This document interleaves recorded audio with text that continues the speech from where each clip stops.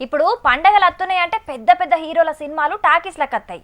ఎవల cinema hit అవుతుంది అని మస్తుగా టెన్షన్ పడతారు హీరోల ఫ్యాన్స్. సేమ్ టు సేమ్ గట్లనే ఉన్నదట కడప రాజకీయం. కడప ఎంపీ టికెట్కున్నంత పోటీ ఇప్పుడు ఏడ లేనట్టే ఉన్నది.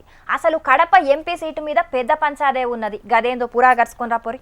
ఎన్నడలేనంత పంచాది ఈ తాప కడప నియోజకవర్గంలో అయ్యే తట్టున్నది. ఇప్పటిదాకా కడప ఎంపీ సీటు పంకపాటికి రాసిపెట్టినట్టే ఉన్నది. 2011లో పంకపాటికెంచి పోటీ చేసిన జగనన్న 5 లక్షల మీదనే మెజార్టీతోటి గెలిచి రికార్డు కొట్టిండు. ఇక అటెన్కాల 2014, 2019లా అవినాష్ అన్న పోటీ చేసి గెలిచిండు. అయితే ఈ తాప అవినాష్ అన్న అంత అల్కగేం గెలవడు అనే ముచ్చట్లత్తున్నాయి. ఎందుకంటే ఈ తాప షయ్యిపాటికెంచి షర్మిలక్క పోటీ చేయబోతున్నదట. కడపలా అటు పంకపాటి ఇటు షయ్యిపాటి నడుమ తగ్గపోరే ఉంటది. పంకపాటి ఓట్లను షయ్యిపాటి షర్మిలక్క ఖచ్చితంగా శీలుత్తది. పంకపాటికి 10 ఓట్లు పడే కాడ దాంట్లోకెంచి 4-5 ఓట్లు షర్మిలక్కకు పడతాయి. షర్మిలక్క పోటీతోటి పంకపాటి ఖచ్చితంగా నష్టపోతది అని అనబట్టిండ్రు.